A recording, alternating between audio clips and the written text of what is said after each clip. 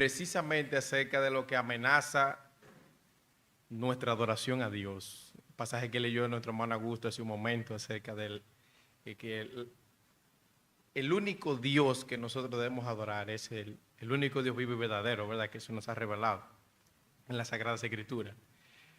Pero yo voy a hablar esta noche acerca de la idolatría. La idolatría, precisamente lo que amenaza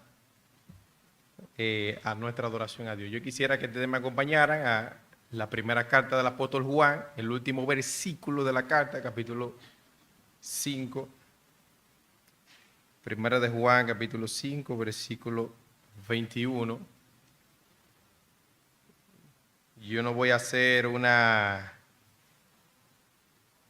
estudio profundo quizá de ese versículo en sí, sino que lo voy a tomar también como base para lo que vamos a ver en esta noche. Dice aquí, bien cortito, Primera de Juan 5:21, hijitos, guardaos de los ídolos. Amén. Padre, gracias por tu palabra, gracias por este momento que tú nos has dado de adoración, de comunión a través de los símbolos donde hemos recordado a Cristo, Señor. Hemos confesado que Cristo es nuestro Dios y nuestro Salvador. Y queremos, Señor, crecer en ese entendimiento y que fruto de ese entendimiento, Señor, sea una vida que solamente te adora a ti. Donde nosotros renunciemos a cualquier otra propuesta de adoración, ya sea de este mundo, ya sea de nuestros corazones, ya sea de Satanás, sea de donde venga, Señor, que nosotros las rechacemos, porque estamos rendidos en corazón, alma y cuerpo al único Dios vivo y verdadero.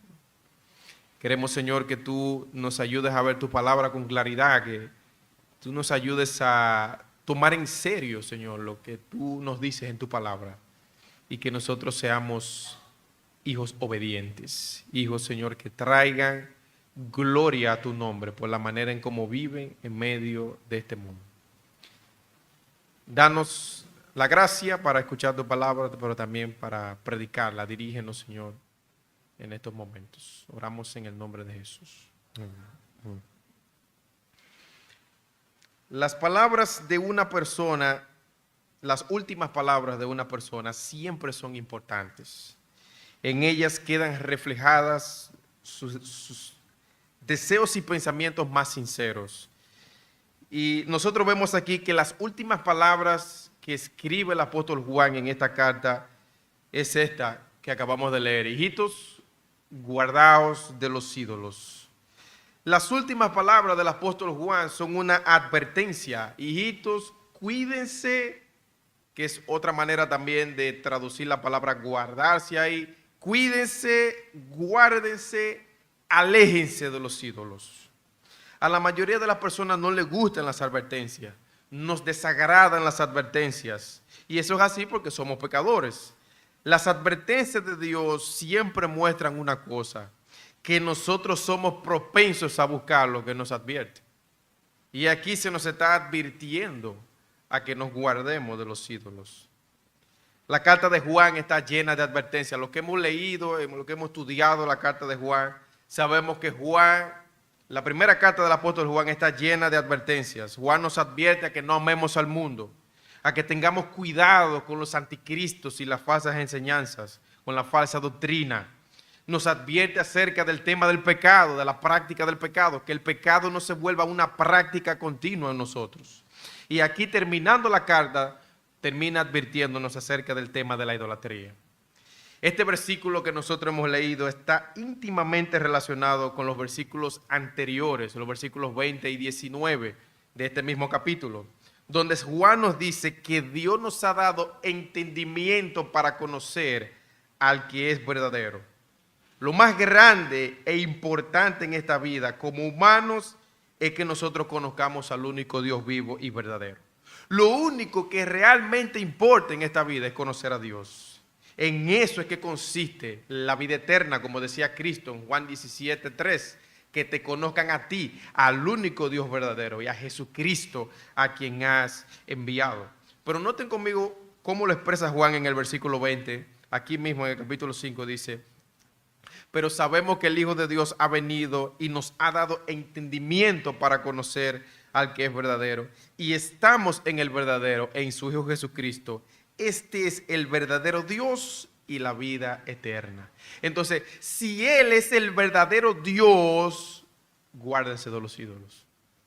No debemos adorar a más nadie. Guárdense de los ídolos, porque es un contraste que él está haciendo. De hecho, la palabra verdadero se utiliza 3 veces en el versículo 20 para enfatizar, y todas están dirigidas hacia Dios. Pero la idolatría tiene que ver con lo falso.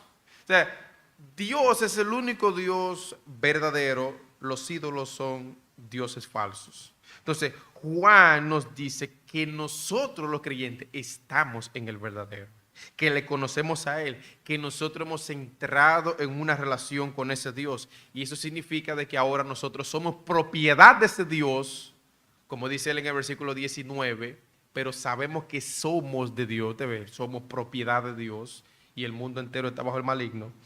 Y eso significa de que cada día nosotros estamos llamados a permanecer en Dios, a continuar en Dios. Ahora bien, hay cosas en esta vida y en este mundo que amenazan constantemente con interponerse entre nosotros y Dios. Y una de las cosas que más amenaza la fe de un cristiano son los ídolos. Son los ídolos. El mayor enemigo al que nos enfrentamos en nuestro caminar espiritual es adorar otra cosa que no sea Dios. Y nosotros estamos en una constante lucha entre la adoración a Dios y la adoración a ídolos. ¿Cuál es el primer y más grande mandamiento en la Biblia? Amarás al Señor tu Dios con todo tu corazón, con toda tu alma y con todas tus fuerzas. Cada vez que nosotros fallamos en cumplir ese mandamiento es por idolatría. ¿Quién de nosotros puede decir que vive amando a Dios constantemente sin fallar? Las 24 horas del día, los 7 días de la semana. Nadie. Y la razón por la que somos estorbados en nuestro amor a Dios es porque nosotros decidimos darle ese amor que le pertenece únicamente a Dios. Decidimos dárselo a los ídolos. Decidimos dárselo a otra cosa que no es Dios. Ahora bien, antes de continuar con la exposición y antes de nosotros entrar al primer y único punto que yo voy a tratar en esta noche, permítame definir a qué nos referimos, o mejor dicho, a qué se refiere la Biblia cuando menciona la palabra ídolo, cuando menciona la palabra idolatría. ¿Qué es la idolatría? Porque muchas veces uno piensa como que la idolatría es nada más rendirme a un ídolo físico, a imágenes físicas. Eso lo incluye. Es cierto que es parte de lo que la Biblia llama idolatría, pero no es lo único. No es lo único. Un ídolo puede ser definido muy sencillamente de esta forma. Un ídolo es aquello que ocupa en nuestras vidas el lugar que solo debe ocupar Dios. Es cualquier cosa a la que dedique mi vida y fidelidad. Un ídolo es todo aquello que es central en mi vida, todo aquello que parece fundamental, todo aquello que es esencial por encima de Dios es un ídolo. Un ídolo es todo aquello que me quita el sueño, es todo aquello para lo que vivo y de lo que dependo que no sea Dios. Todo lo que me perturba el pensamiento, me excite, me atraiga, me estimule más que Dios es un ídolo. Un ídolo es todo aquello que yo adore, todo aquello que yo dedique mi tiempo y atención, ya sea energía o dinero, eso es un ídolo. En otras palabras, un ídolo es cualquier cosa que mantenga una situación de dominio en mi vida que no sea Dios. O sea que la idolatría o un ídolo, como le decía, no se limita a la adoración de imágenes o estatuas físicas a las cuales las personas se postran. Eso es idolatría, es evidente. Pero no es únicamente eso. La idolatría tiene que ver con todo aquello que yo esté adorando en mi corazón que no sea Dios. Incluso la idolatría podría consistir en tener ideas falsas de Dios. Hay personas que adoran su propia idea que tienen de Dios, pero no al Dios de la Biblia. Porque ellos se crean una idea, yo creo que Dios es así, así, y ninguna de esas cosas es como Dios se describe en las Escrituras. Ellos tienen una idea de Dios, entonces ellos adoran esa idea que ellos tienen de Dios, pero no adoran al Dios verdadero. Eso también es idolatría. Solo Dios ha de ser adorado, hermanos. Dios el Padre, Dios el Hijo y Dios el Espíritu Santo. Él es el único Dios vivo y verdadero. Dios en tres personas. Nadie más ha de recibir nuestra adoración y nuestra devoción. Esa es la enseñanza de las Escrituras.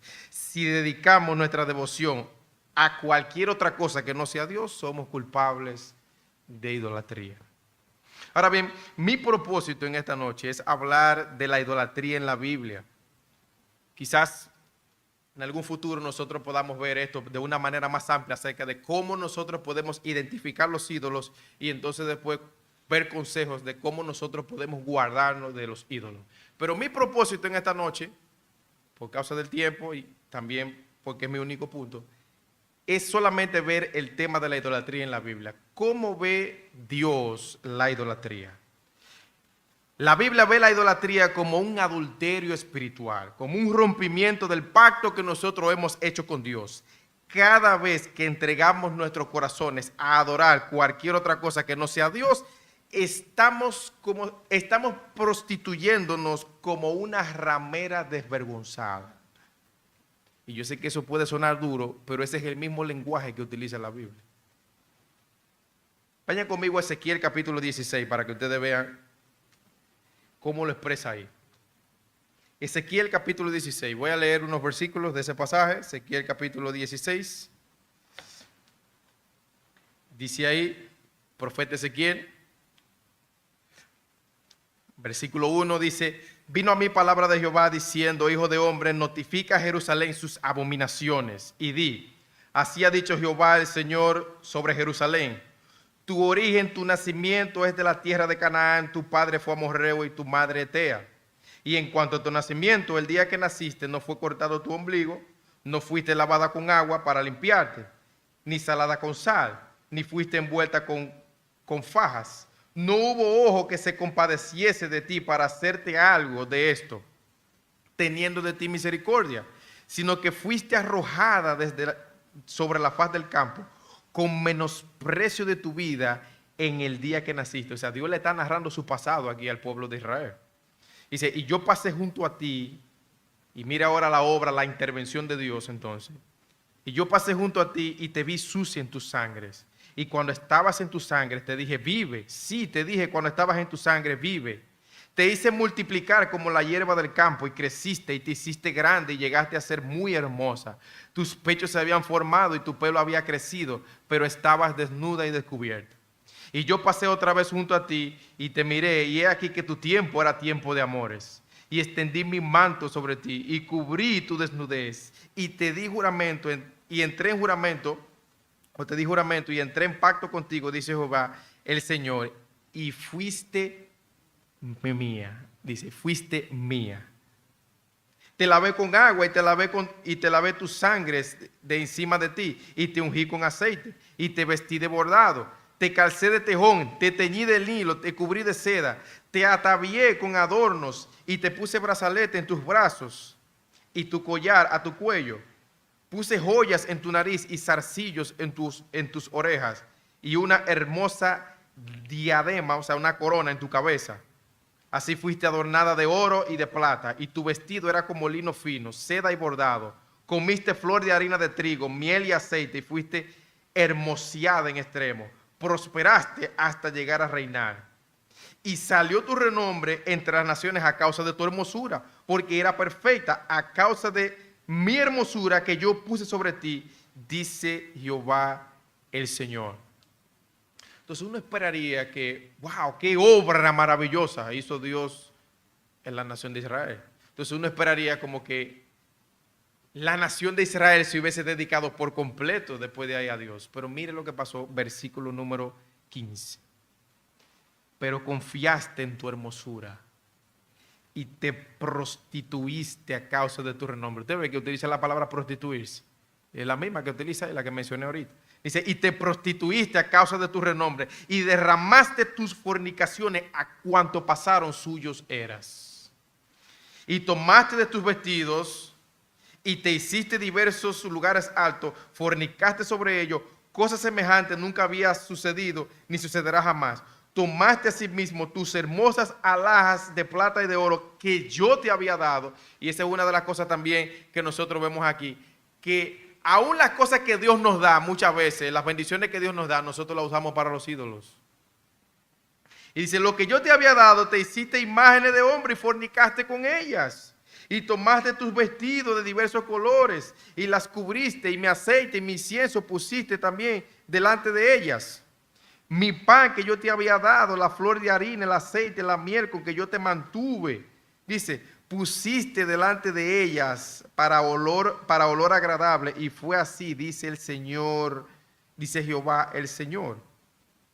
Y sigue así contando, sigue, mire cómo dice el versículo 26, dice, y fornicaste con los hijos de Egipto, tus vecinos gruesos de carne, y aumentaste tus fornicaciones para enojarme.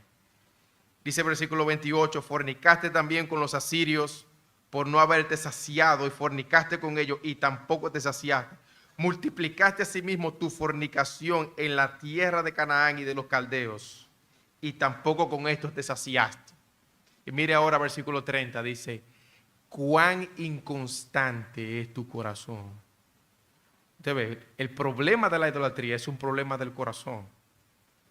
Dice Jehová el Señor, habiendo hecho todas estas cosas, obras de una ramera desvergonzada, edificando tus lugares altos, toda cabeza de camino, y haciendo tus lugares en todas las plazas, y no fuiste semejante a ramera en que menospreciaste la paga, sino que como mujer adúltera, que en lugar de recibir a su marido recibe ajenos, a todas las rameras le dan dones, mas tú diste tus dones a todos tus enamorados y le diste presentes para que de todas partes se llegasen a ti en tus fornicaciones.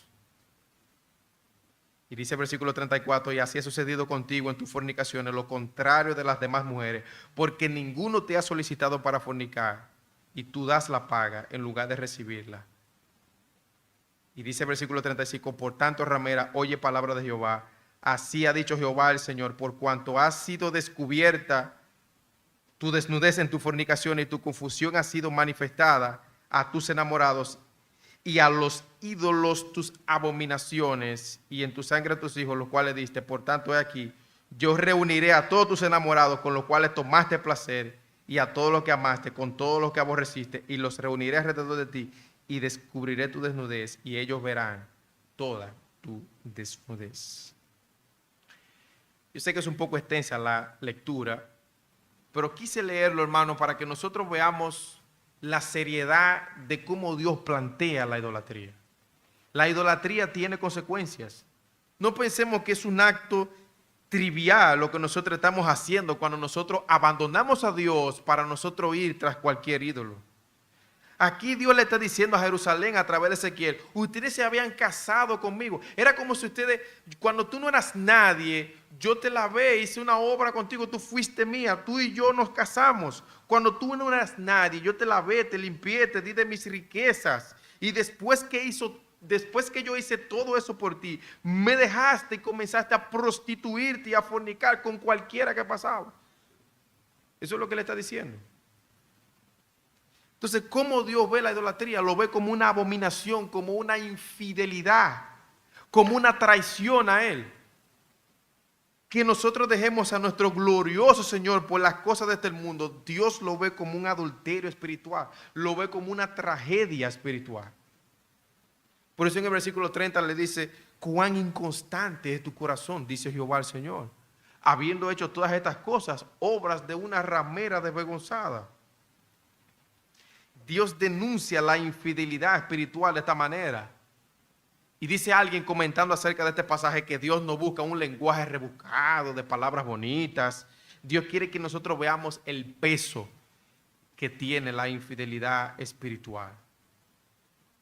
Hermanos, cuando nosotros nos vamos tras las cosas del mundo, cuando nosotros nos vamos tras los ídolos, cuando nosotros nos vamos tratando de abandonar a Dios, nosotros estamos buscando la paga.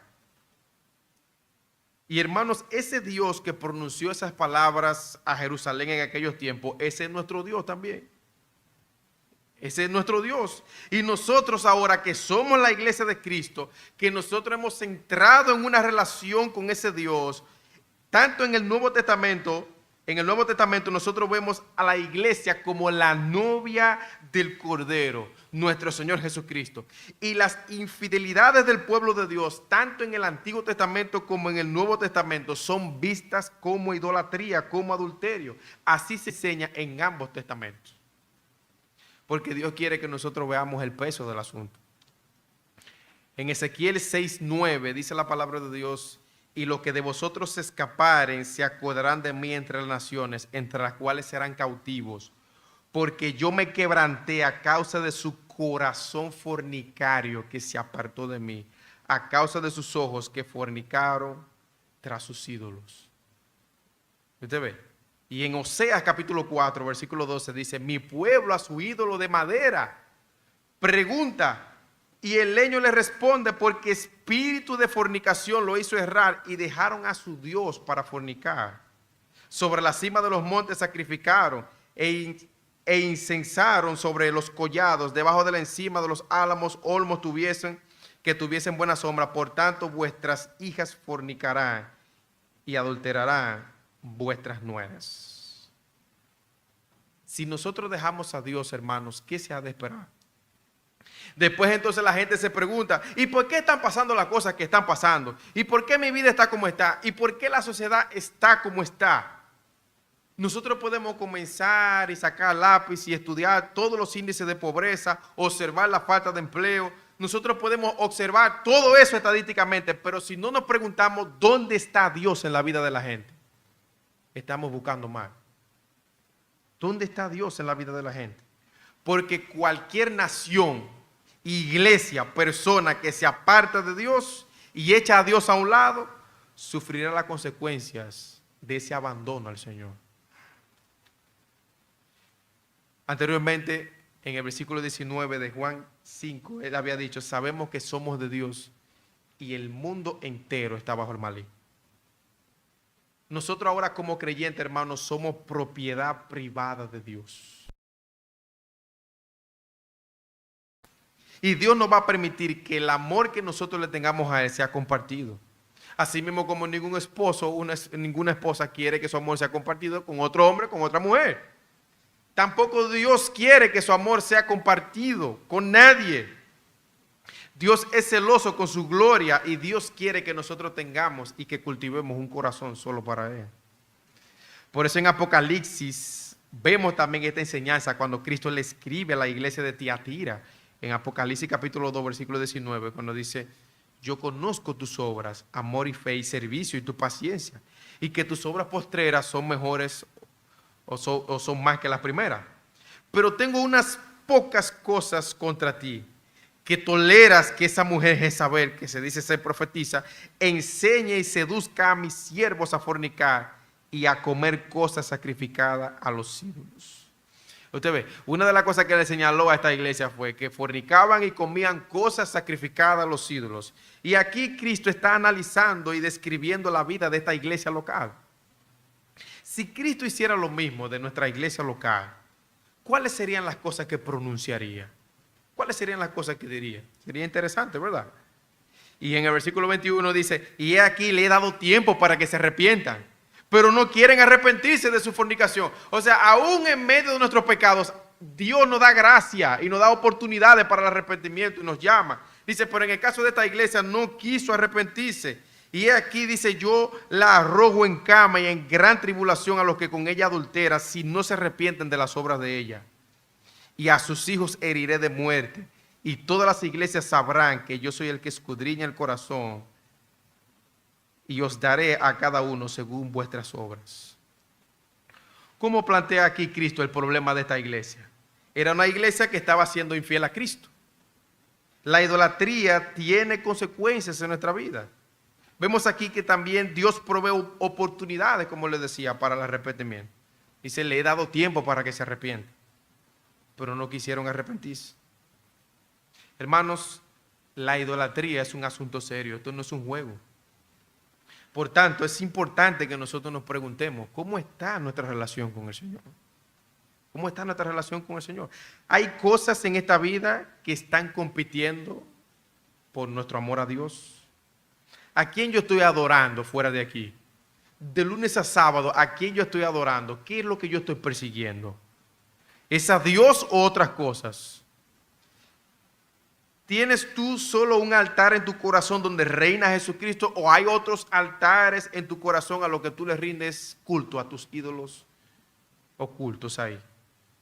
¿Está tu gozo, tu dicha, tu felicidad, tu contentamiento solo en Cristo?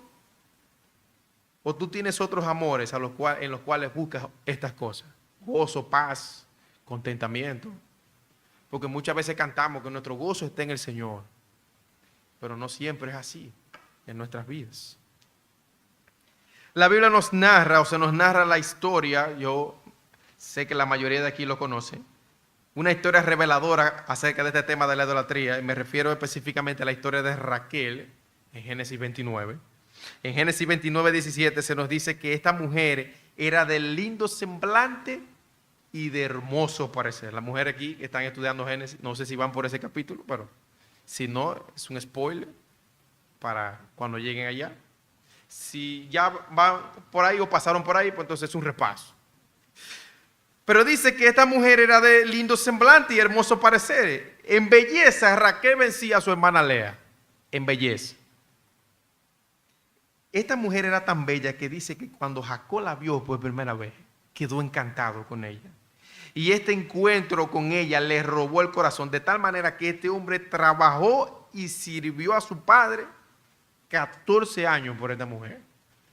Incluso este hombre amaba tanto a esa mujer que dice que esos 14 años trabajando le parecieron pocos días. En Génesis 29, 20 dice. En buen dominicano, ese hombre estaba aficiado, estaba entregado a esa mujer. Con un comienzo así, nosotros podíamos pensar que el resto de la vida de esta mujer fue color de rosa. Con un comienzo así, tú dirías, no, pues esa mujer vivió una vida maravillosa porque era hermosa y tenía el amor de su marido. ¿Qué más podría querer? Hijos.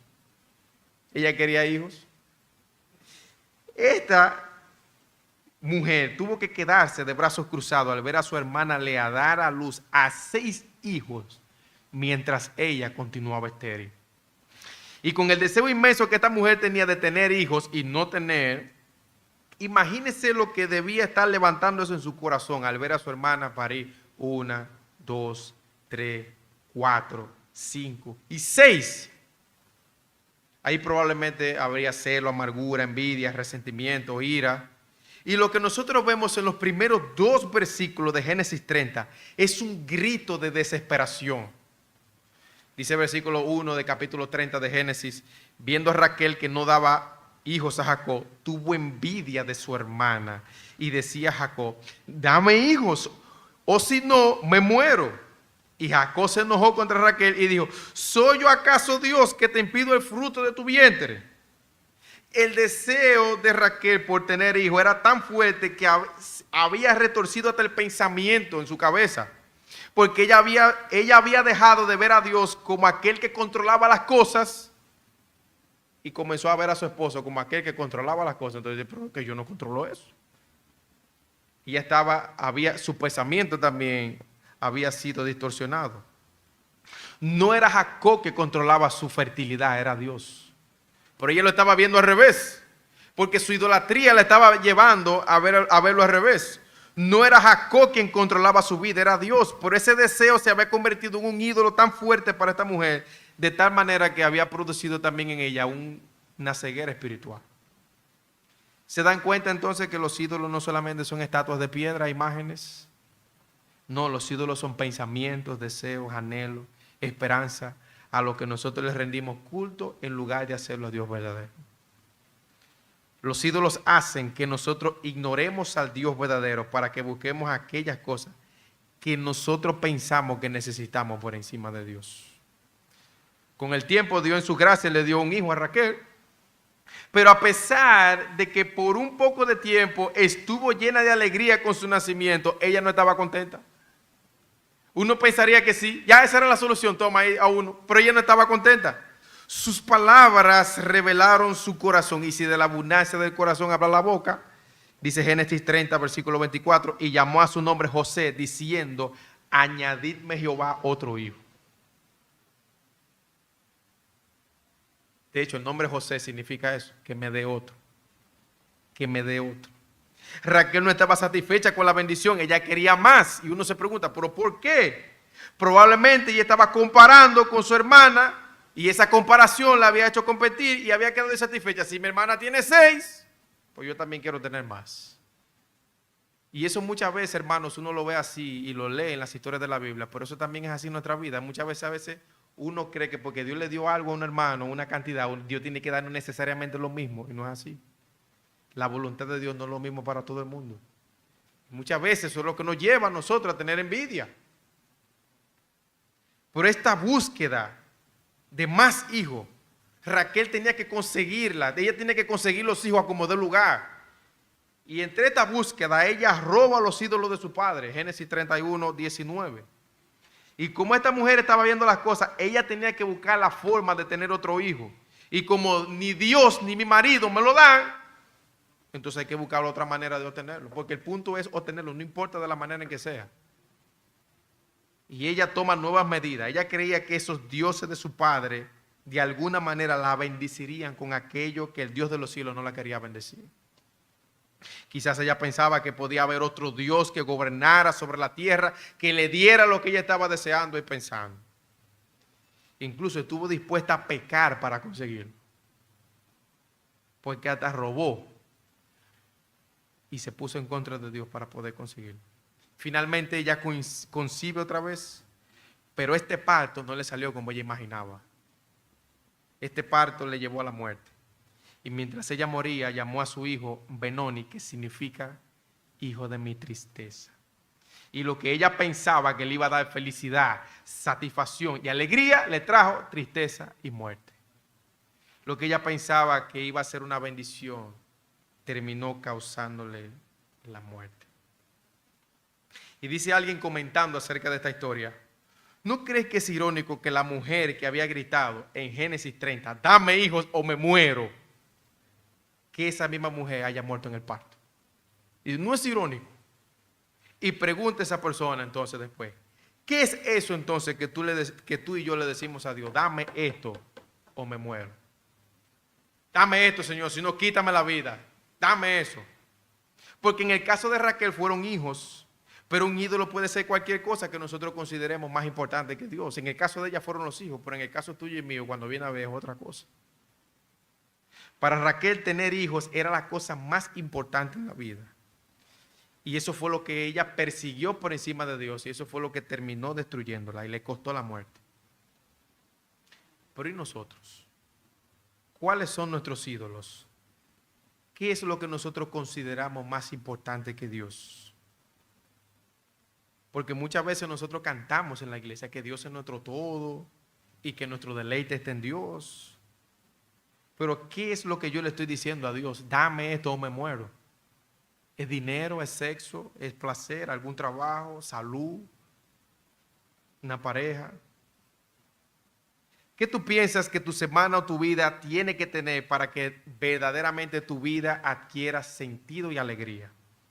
Si en tu mente, si a nuestra mente llega otra cosa que no sea Dios, es claramente de que eso es un ídolo para nosotros. Dice el salmista en el Salmo 73, versículo 25, ¿a quién tengo yo en los cielos? Y fuera de ti, nada deseo en la tierra. Y dice, ya yo estoy satisfecho.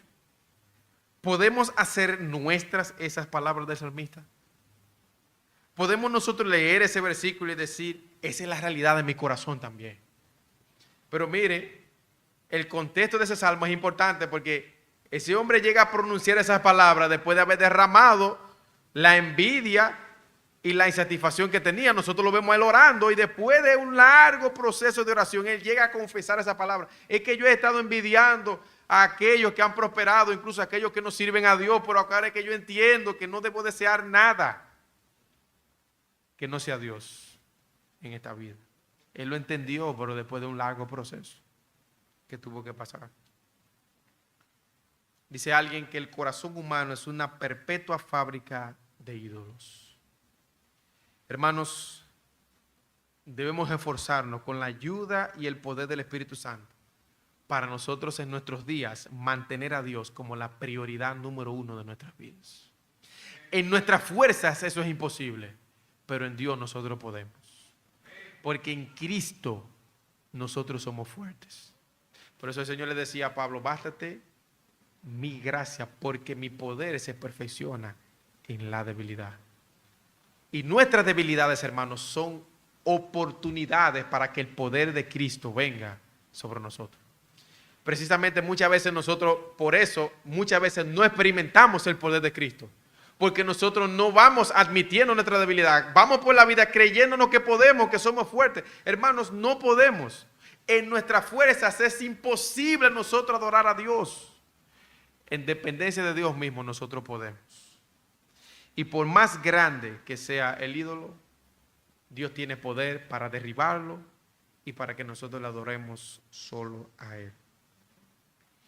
Dice alguien, nuestro interés por el honor y la complacencia de Dios en nuestra vida deben ser tan fuertes que el amor natural que tengamos por los demás comparativamente parezca como odio. Debemos vivir vidas que honren a Dios, y honrar a Dios significa complacer y glorificar a Dios en mi vida, que eso es lo primero. De hecho, una de las cosas que Cristo decía era, mi comida es hacer la voluntad de Dios.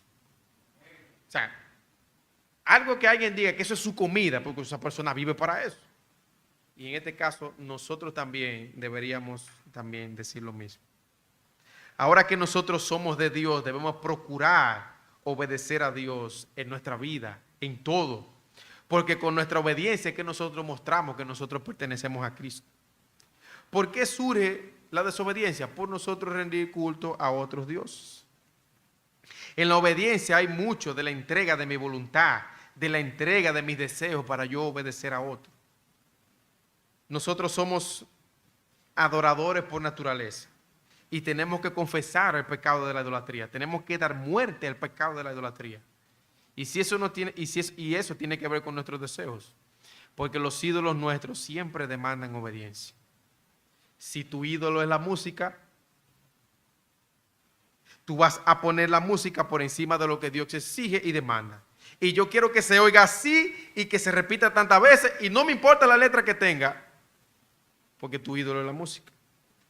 Pero nuestro ídolo también puede ser nuestra pareja, los hijos, como mencionamos, pueden ser nuestros ídolos, nuestro cuerpo, nuestra salud, nuestro trabajo, nuestro deporte favorito, nuestro teléfono, el tiempo libre, las vacaciones, la comida. Todo eso puede convertirse en un ídolo. Y todos esos ídolos exigen obediencia, demandan obediencia. Por eso es que la Biblia compara la vida como el servicio de un amo. Ninguno puede servir a dos señores. Usted lo compara, la vida la resume ahí. Nadie puede servir a dos señores, porque amará a uno y menospreciará al otro. ¿Usted ve? Entonces eso es lo mismo que pasa. O adoramos a Dios o adoramos los ídolos. ¿Usted ve? No hay un punto neutral. Por eso el salmista oraba en el Salmo 119, versículo 34. Dame entendimiento y guardaré tu ley y la cumpliré de todo corazón. Si queremos prosperar en el camino de vencer a nuestros ídolos, tenemos que tomar la decisión de confiar en Dios y solamente en Dios. Y decir lo mismo que el salmista en el Salmo 62. En Dios solamente está callada mi alma, de Él viene mi salvación. Él es mi roca y mi salvación. Termino con estas palabras de alguien que leía en estos días, que me parecieron muy interesantes, están inspiradas en el primer mandamiento. Esta persona escribió estas palabras pensando en el primer mandamiento. Dice esta persona, los deberes exigidos en el primer mandamiento son que conozcamos y confesemos que Dios es el único Dios verdadero y que es nuestro Dios. Y que conforme a esto le adoremos y glorifiquemos, pensando y meditando en Él, recordándole, teniéndole en la más alta estimación, honrándole, adorándole, eligiéndole, amándole, deseándole, temiéndole, creyéndole, confiando, esperando, deleitándonos, regocijándonos en Él, siendo celosos por Él, invocándole, dándole toda alabanza y acción de gracia, prestándole toda obediencia y sumisión con todo nuestro ser, siendo cuidadosos en todas las cosas que le agradan y entristeciéndonos cuando hacemos algo que le ofendemos y andando en la humildad con Él. Hermanos, que Dios nos ayude a huir de la idolatría y a estar satisfechos, plenos y completos en Él. Vamos a orar. Padre, gracias por tu palabra. Gracias, Señor, por la manera en cómo tú nos confrontas en ella, pero también por la manera en cómo nos das esperanza. ¿Quién es suficiente para estas cosas? Por eso el apóstol Pablo confesaba: miserable de mí, ¿quién me librará de este cuerpo de muerte? Mas gracias y gloria a Dios doy a Dios por Jesucristo. Señor, te damos gracias por Cristo, porque en nuestra humanidad somos débiles, pero en Cristo somos fuertes, somos más que vencedores. Señor, queremos adorarte. Tú sabes el anhelo sincero que tú has puesto en nuestros corazones. Por tu Espíritu, tú has puesto eso en nosotros. Pero tú sabes, Señor, cuán débiles somos y cuánto te necesitamos para vivir honrándote el tiempo que nos queda aquí. Ayúdanos, Señor, a renunciar a nuestros ídolos. Danos la gracia para reconocerlos y echarlos fuera. Y para nosotros, Señor, vivir dándote la gloria solamente a ti. Ayúdanos a adorarte en palabra, en pensamiento, en anhelo, en deseos, con nuestras acciones, con nuestras decisiones. Que nosotros podamos, Señor, ser cristianos obedientes que te honran y traen gloria a Dios por la vida en que estamos llevando. En medio de esta iglesia, en medio de la comunidad donde tú nos has puesto, en medio de nuestras familias y donde sea, Señor, que tú nos lleves. Que tú, Señor, nos permitas guardarnos de los ídolos y que te adoremos a ti, solamente a ti. Porque eso es lo que nosotros haremos cuando nos vayamos de aquí. Adorarte por toda la eternidad. Gracias por tu palabra. Oramos en el nombre de Jesús. Amén.